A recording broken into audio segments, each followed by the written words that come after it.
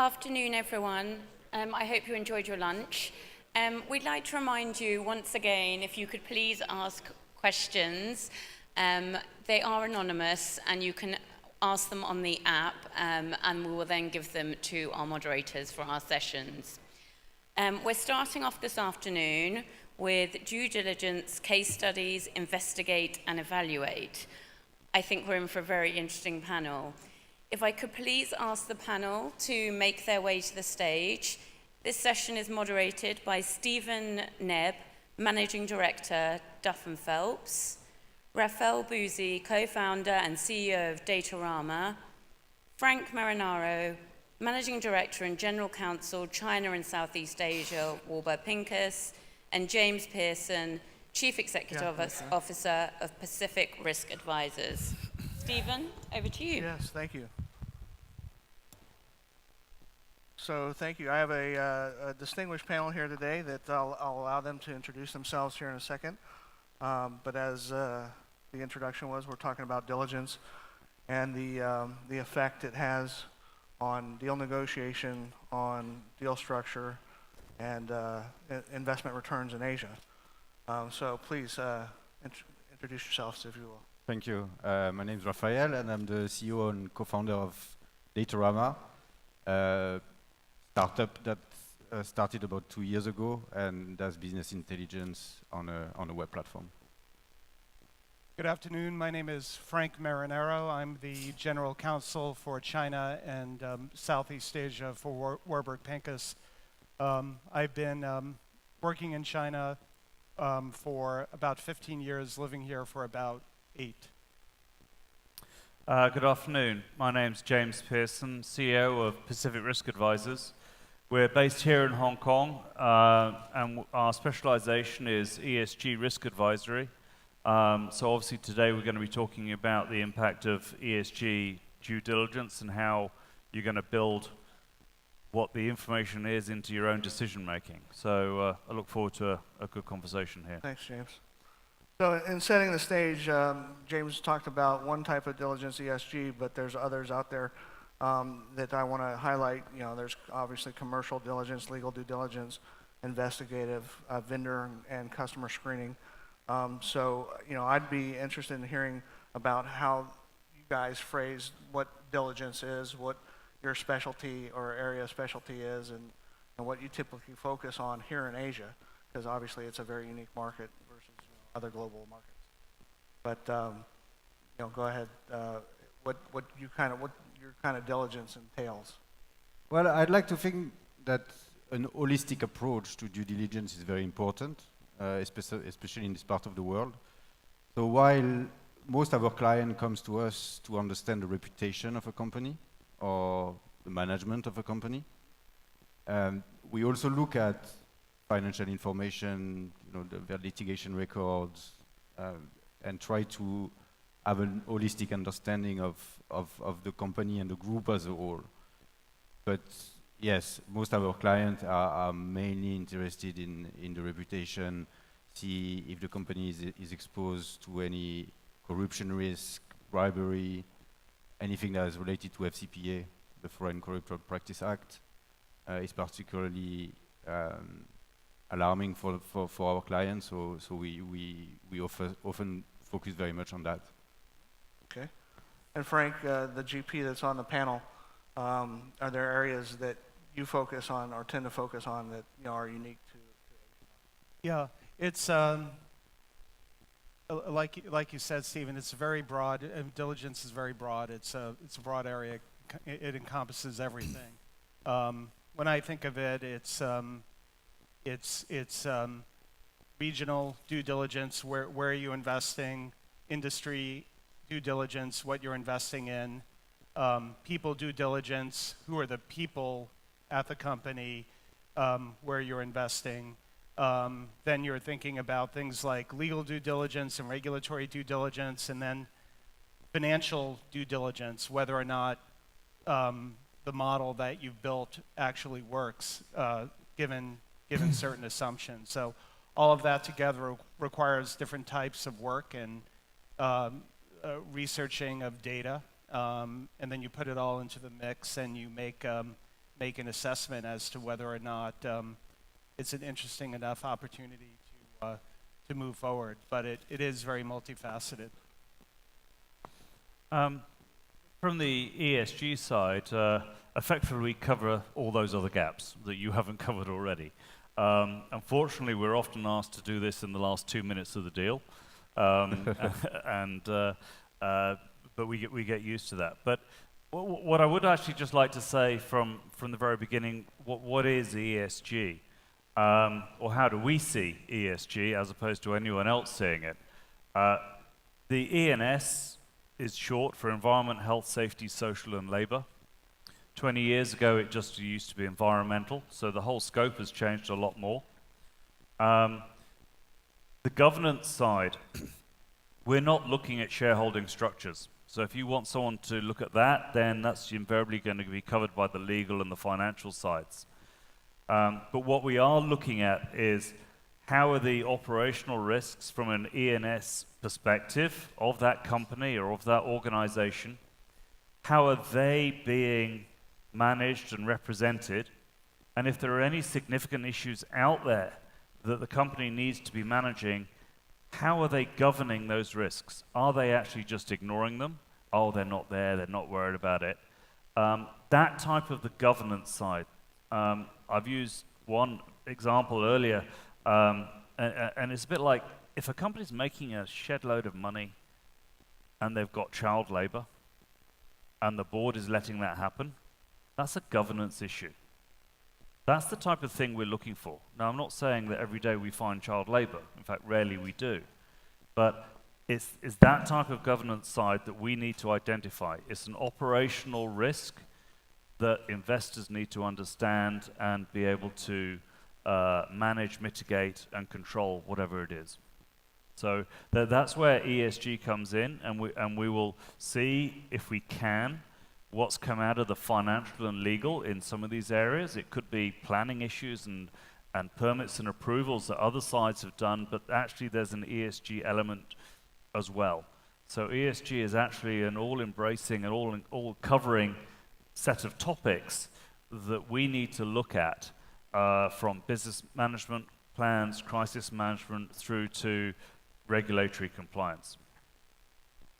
Sounds good. So one of the issues here that I found quite often is when a change in management happens. It doesn't have to be a 100% takeover. It could just be a minority position. But understanding the players, and Frank mentioned, knowing that that's part of diligence. But the behavior of a company, the behavior of the players may change based on a transaction. And so what types of things do you focus on to identify potentially that behavioral change that might occur after the deal's done? Anything in particular, Frank? Oh, from my end? Yeah. Well, Stephen, like you said, I think that going in probably, I would say one of the key pillars of any investment case is what people are you willing to take a bet on? And our approach has always been, and for most venture capital firms, the approach is undertaking a partnership with management. You need to know that you can work with these folks, that you can trust these folks. Of course, you can put in contractual provisions to protect each side, but ultimately it's about human relationships, particularly in places in Asia. I think relationships are extremely important, and folks need to be incentivized well. So what we try to do is add value with management. Of course, we typically take board seats, so we're actively involved at that level. But we also provide for our portfolio companies free of charge help with respect to scaling up their operations. And we do that in areas like IT, finance, even HR, with respect to helping them grow their teams in the areas where they feel that they need help. And we do it in a way that it's not us coming in telling them that you necessarily need to change A, B, and C. Again, that's not how we work, and it's not really a model that we like to follow, but it's done in a very collaborative way.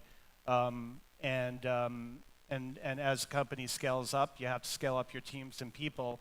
And by doing that, you have the opportunity to get to see what goes on more at an operational level, where there are challenges in a way where you may not necessarily see it at a board level. I mean, you see a lot if you're a good board member by asking the right questions.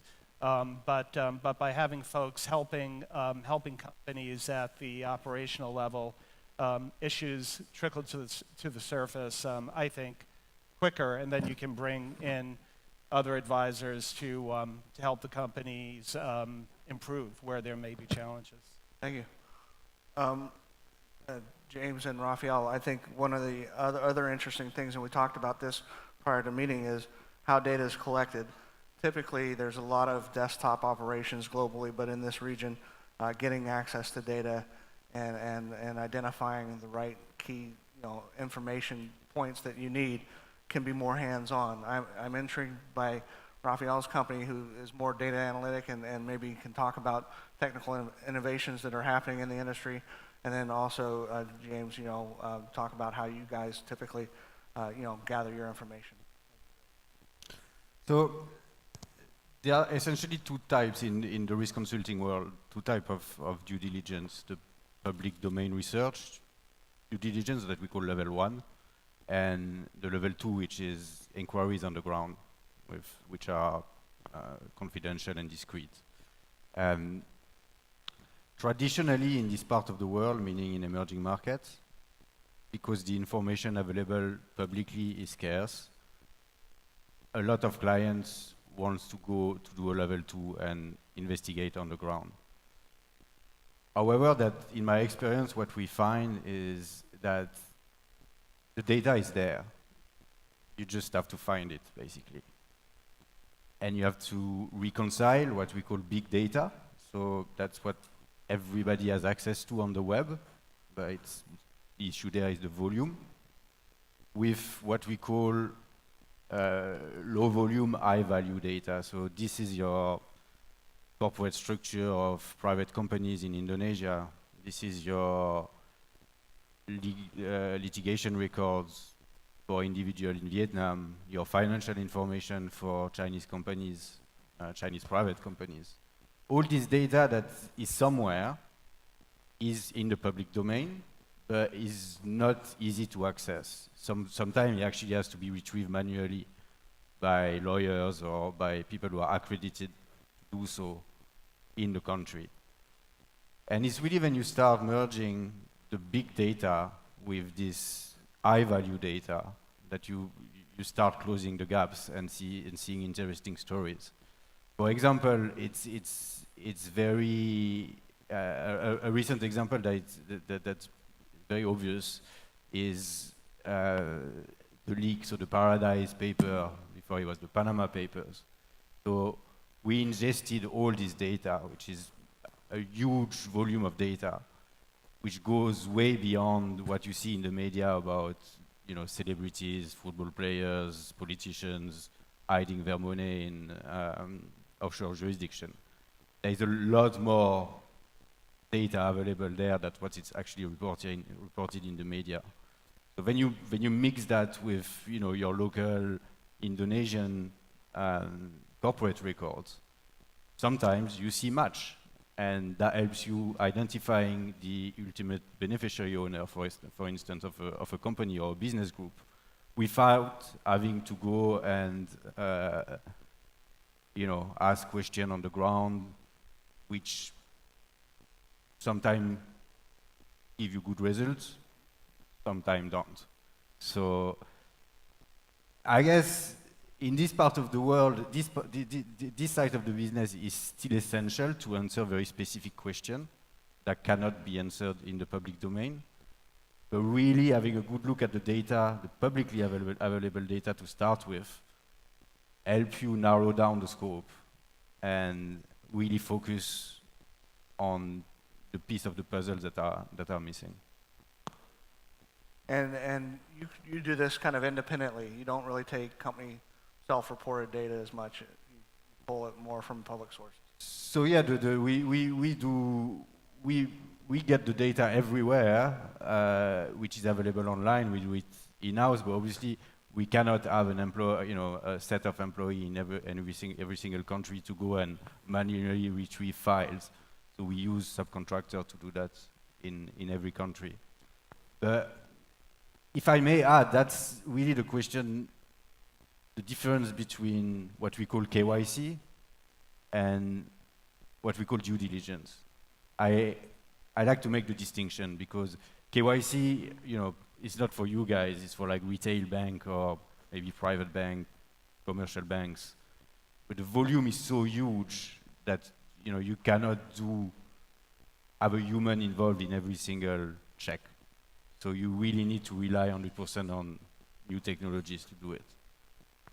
Whereas when we talk about due diligence, technology helps a lot and help you being faster and cheaper in the process.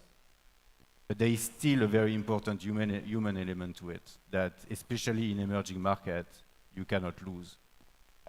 Southeast Asia is a very good example, and it's a very challenging region because beside Western and Eastern Europe, I don't know any other territory in the world where in such a small area you have so many languages and so many different cultures.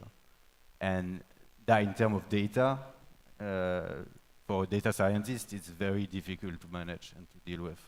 So the human element, having a human analyst that can speak Vietnamese, a human analyst that can speak Bahasa, and so on, it's still essential to in the process of a serious and in-depth due diligence. Absolutely. And James, I think that's different from you in that a lot of your data has to come from the company, I would. Yeah, I mean, our problem is that there's actually just very little out there data-wise that is going to give us sufficient comfort that we can make a robust conclusion on it. So we have to go and kick the tires, get the muddy feet, and go and really see what's happening on the ground. If you're in Europe or the US, there's a number of databases which you can look at to give you the underlying geology, etc. So you've got an idea of, are you sitting on a whole pile of contaminated land? In Asia, there isn't that. You have to go and see it. And you've got to ask people who's been there who's been at the factory for the longest time. Just go and say, well, have there been any problems here? So from the ESG side, it is foot leather intensive. I think is the best way to describe it. You've got to go out there and you've got to look, see what are you seeing.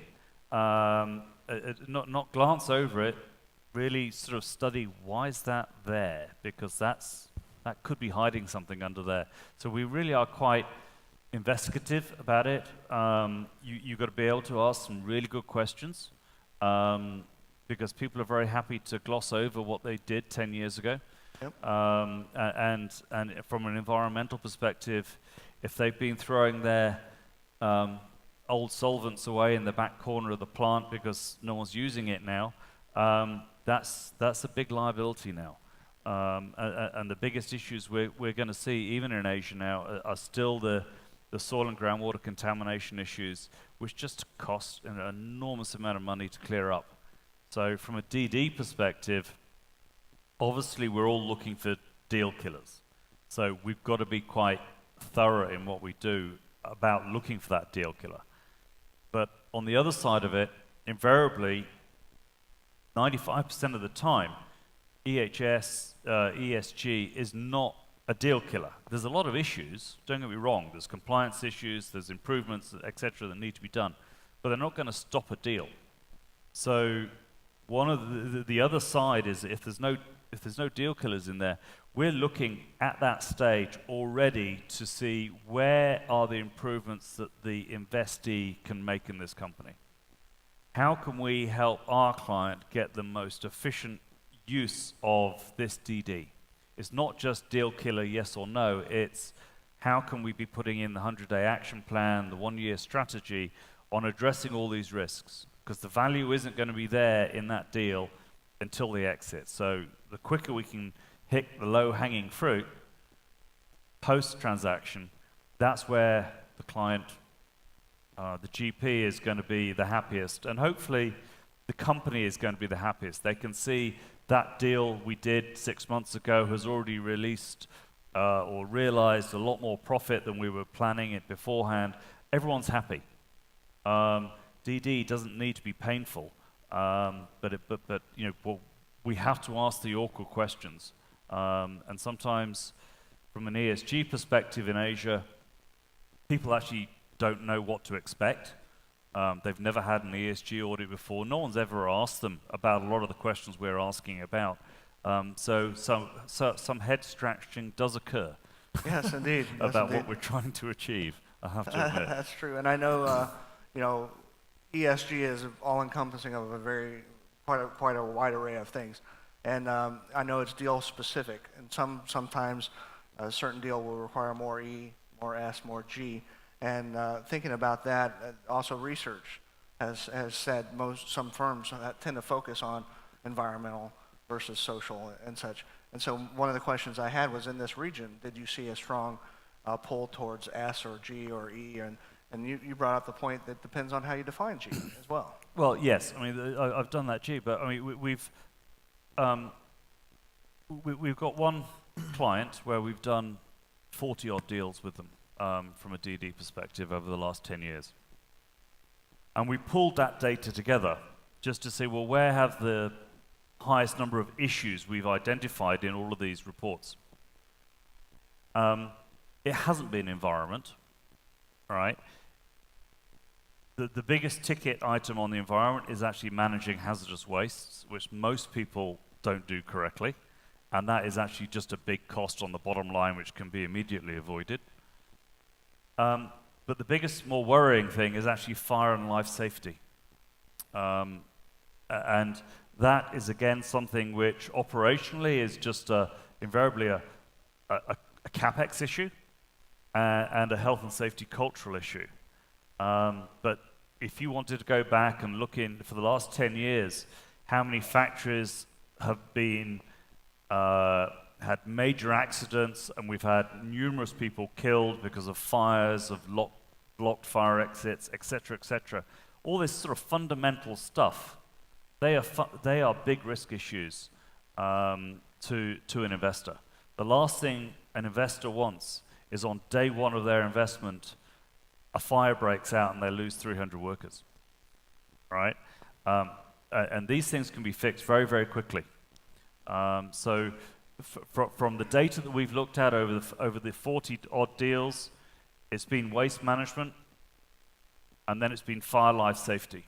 Social issues really have been a very low level of high-level concern, okay? The biggest ticket items are going to be the fire life safety aspects of the operations. Very good. And one of the key challenges, I guess, except for the regulatory side, you've already touched on some of the waste management. That's pretty straightforward. But measuring the initiatives that come out of ESG, you work with management, or you identify kind of the key KPIs. What kind of examples do you have there, and you know, what might be some of the key indicators of progress? Well, actually, this is one of the things that the PRI are actually going through a lot at the moment, of just trying to come up, what are the relevant KPIs? And yesterday at the ESG conference, it was a lot of, well, what do we measure and how do we report it? There's no consistent answer to that at the moment. So I rather try to throw it back to the GP. What industry sectors are they investing in? If a GP can come up with between 5 and 10 core KPIs that each portfolio can measure and easily report on a quarterly basis for the board meetings, that's going to help the GPs report back up to the LPs, and then the LPs have some consistency. But you know, if you're a GP looking at high tech, etc., you're going to have a completely different set of metrics than if you're in food manufacturing. All right, apart from maybe the general ones, which are going to be accidents and incidents, okay? Everything else could be different, and maybe carbon footprinting. So the real question on the metrics is, people are going to be pulling together information and metrics they think are going to be representative of the performance of that business, which they can measure and show good or bad. Where are we going in the future with this is the ESG reporting tying in with the other types of reporting. What are we going to have to be capturing and reporting in the future? And how should we be doing that now? And what value is it going to be? I mean, is it going to be climate change impacts? Is it going to be the carbon footprint of the operations? Is it going to be carbon footprint of a product? Who needs that information? And then how are we going to do it? So I think there's some fundamental challenges in KPIs. Absolutely, yeah. About what's going to show a good performance. Absolutely. And in your experience for ESG, the driver or the catalyst with the GP hiring you to do this work, is it more focused on risk management? Is it from the investors, the LPs? Is it making its way into the LPAs in this region? I know in Europe and US it is. If the GP's got an LP from Europe, there's going to be an expectation of some type of ESG DD at every deal, and some type of risk management by the GP of ESG issues.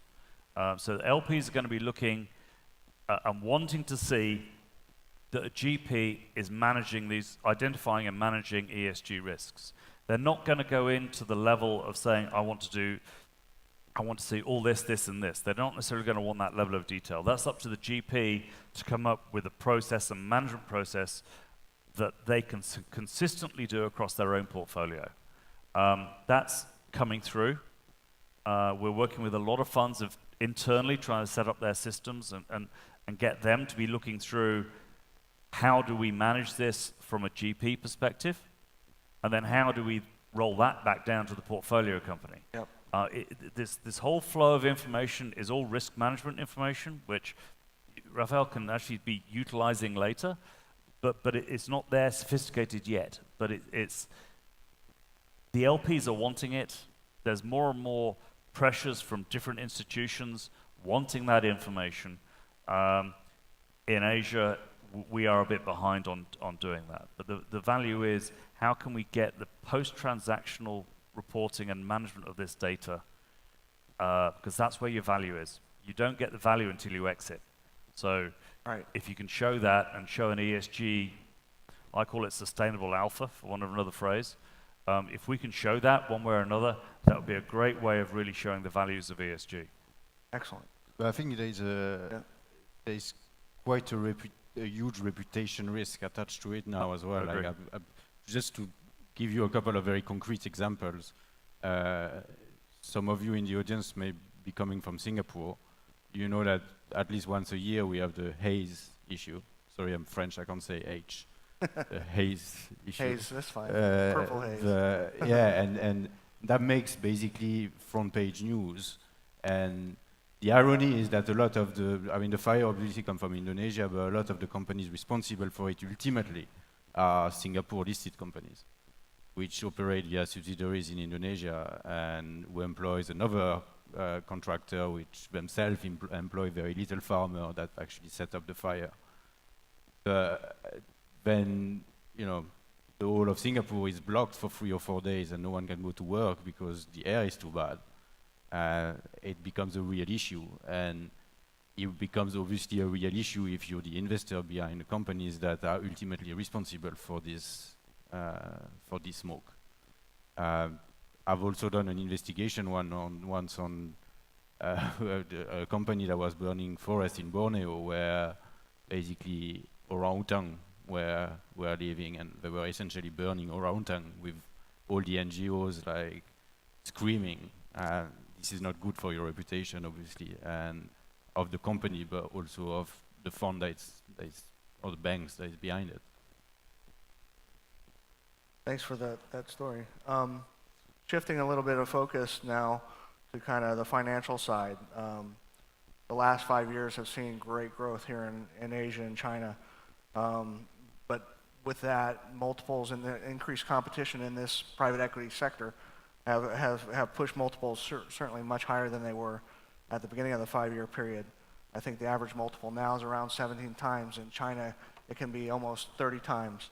And so where a lot of funds were getting their returns were from this multiple expansion as well as high revenue growth.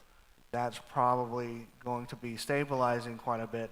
And where funds are going to need to focus now, at least my expectation, is they're going to have to work harder on margin expansion and looking at exit M&A deals. And so one of my questions to the panel, but specifically to Frank, is, you know, how do due diligence reports get leveraged in the negotiation process? Do they, you know, get used to change the price, maybe change the multiple? Obviously, there are contractual things that you can highlight too that are in place as far as trying to mitigate risk, but clearly, you know, identifying areas where margin can expand is also something that you might embed in contingencies and things like that. Sure, sure. Yeah, I mean, I think things have changed. I don't think it's necessarily changed this year. I think it's changed probably a while ago, that you can't just come here now and ride industry waves. You need to actually find the right company and the right type of investment. I think that, you know, auctions are always expensive, and they become very expensive here given the competition. As a venture capital player, it's something that we participate in but don't necessarily rely on, which is where I think we give our investors value, in the sense that we don't need to rely on a competitive situation, and we don't necessarily need to rely on a company where we have to necessarily squeeze margins and rebuild, but find companies through our relationships that are still able to grow, and through that growth build margins. And I think in order to do that, and I think what we've seen is, you know, we consider ourselves to be a growth investor, which some may say is a bit late VC. I think now, you know, finding those opportunities early, where you can build margin with growth earlier, maybe being involved a bit earlier, taking a bit more risk with respect to the model and the opportunity, trying to see where regulation may go, where it's not necessarily clear in new types of areas, and working with management to see how a new type of industry may fit into the framework in China, and it may fit in a way that is good for its expansion, and it may fit in a way where it's not so good or more limited. But getting there a bit earlier, I think, is important now, given the competition.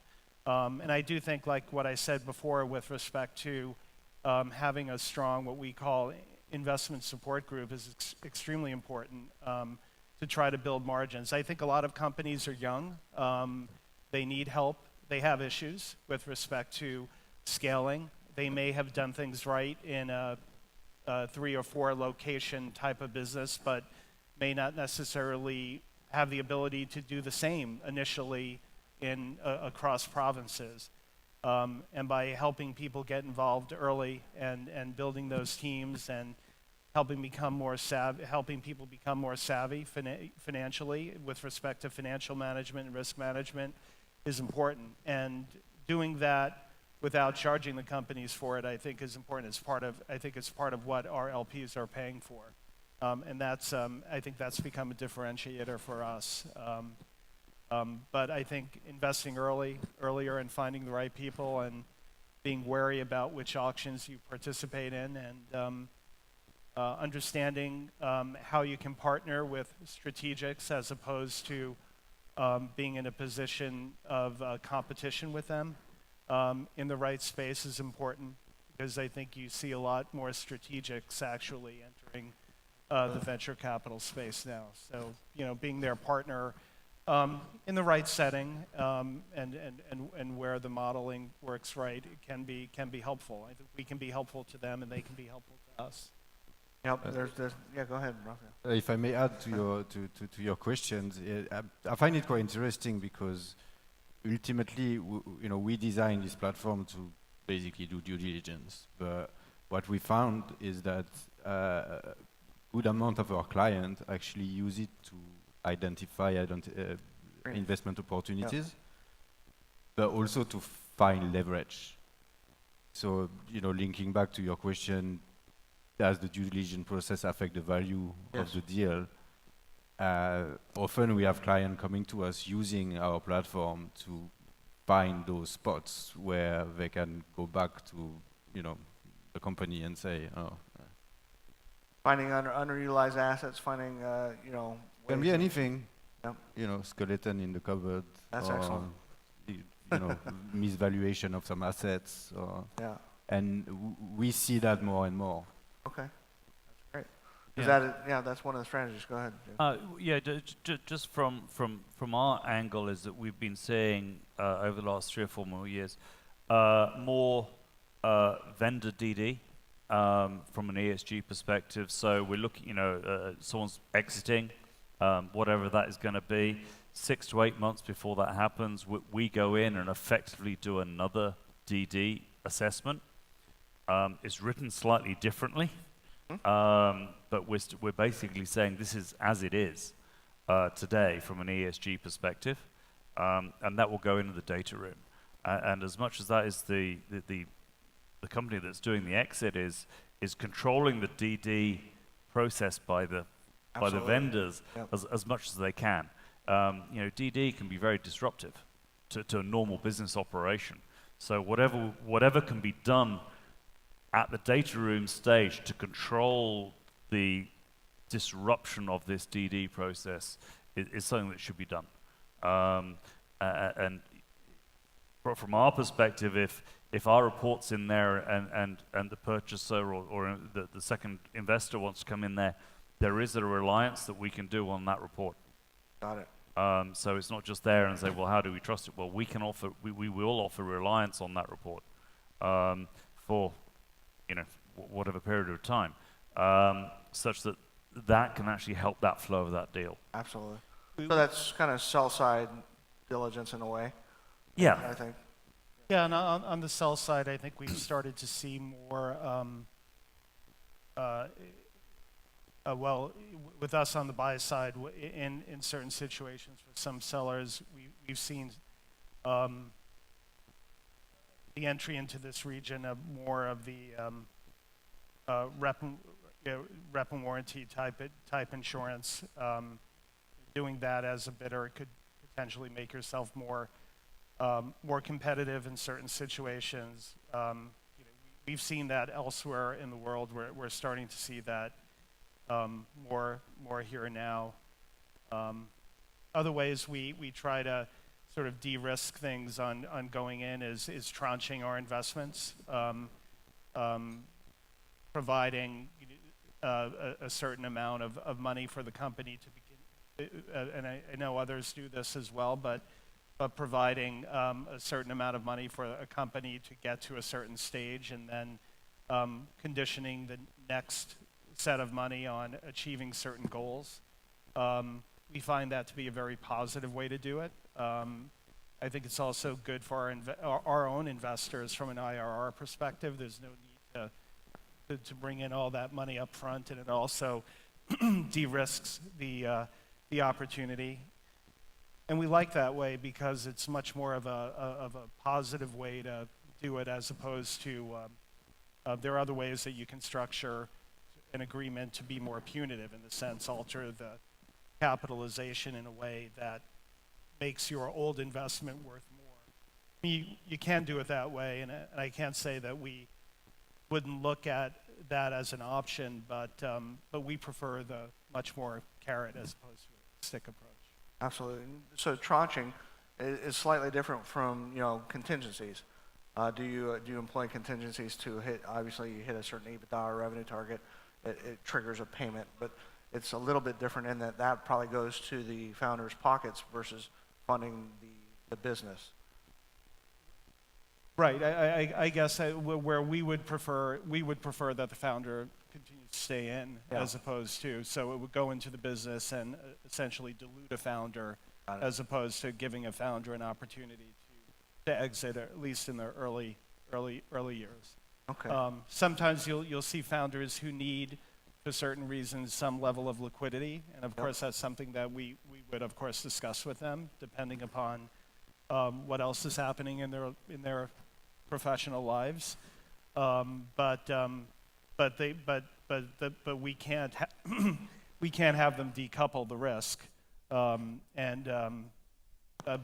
there could be a situation where a founder wants to leave, and we have a new management team, and that's fine too. I mean, that could be a model. But if we need the founder in, we don't necessarily want the founder to exit in a way that could disincentivize him or her in a way that would be, I think, That's probably more common. Yeah. To keep the founder in and Yeah. involved. Yeah. So we're down to about 5 minutes. I don't know. We'd certainly love to have some questions, if there are some. Okay. Don't see any. So for the last couple of minutes here, I have a couple of other questions. Diligence has been around for a long time. There are new things coming up with technology, deal structures. If we're on this panel 3 years from now or 5 years from now, do you have any kind of prediction of what we might be talking about? What might be the new risks? What might be the new ways of addressing that? Do you have any thoughts on that, Raphael? Well, I guess I'm going to defend my shop here. I think data-driven due diligence and analytics is going to become more and more important simply because data is more broadly available, including in emerging markets. I've been in this business for, I don't know, like almost 10 years now. And I remember at the beginning, it was everything in every single country had to be retrieved manually in terms of data, of official data. And now you start seeing websites in Indonesia, in Vietnam, a government website. So it's very difficult. You have to speak the language, and you have to have a local credit card, or there is all these things that are preventing most people to access the information. But at least it's somewhere. It's progressing. Yes. And really, what we see is that the value of data is decreasing because it's becoming more broadly available. And it's really the analysis of the data, the analytics, that brings the value to the data now. So, yeah, data-driven due diligence is, I think, is going to be key. And also, in that process, what I think is going to happen is that instead of having siloed information shared between different organizations, you will end up with platform with all this data in, which will fasten the process and making more, a lot more efficient. ESG is still evolving, so it's a tough crystal ball, but give it a shot. I'd say two things. We're going to see a lot more influence on reporting and how the data aspect is going to be do the reporting, and then that reporting is going to be coming out with trends and things that we haven't actually identified yet. So that area. But I think maybe one trend that we will be seeing more of is a greater understanding of the community and social risks of these investments. We're seeing more Ubers and internet-related aspects of business. Yes. We don't fully understand the risks and the pressures that these technologies are going to have on our day-to-day lives. Absolutely. They're going to present risks which we don't know yet. There are going to be opportunities in there which would be great to explore, but then we're going to be discussing how we're managing and then reporting these new-found risks and understanding the depth of that influence. So I think that's really where we're going to see Internet of Things, managing those aspects and the risks that are going to come out of those which we haven't identified yet. Right. Frank, parting shot? Yeah, I think that we'll probably see more of a standardization or an ethics and sort of a stronger ethics and compliance approach at companies in the region. as they become more international. I think that's already begun. And I also think that there'll be a greater expertization of advisors in the different regions. I think that that's, of course, happened. I would say that it's happened a lot with the accounting firms, in the sense that I think we have great people in developing nations. And maybe we need more of the great people helping us with things like financial due diligence and industry due diligence. But I see that standard of people in these regions that are still developing, growing, which for us has given us a level of comfort to be able to enter into new markets. And I also see that with law firms. I mean, we've seen mergers of law firms, but I do think that the standards of law firms have been improving in some of the developing regions as they continue to get people who have experience from I would argue from the more developed nations, into their ranks, into their partnership ranks, and building those practices. So I mean, I've been pleased with the trajectory, and I just think that as we look back now to what it was like maybe in 1998 or 1999, where folks were investing and there was this idea of China risk, and money was invested in different places in small amounts, with hoping for big hits without really a lot of opportunity to completely expertise your diligence. I mean, now it's so much better. I mean, you get people that are great and can give you answers quickly. You have the ability to secure data in one place with folks like DATARAMA. I mean, our LPs are worried about ESG. We have folks out here. I mean,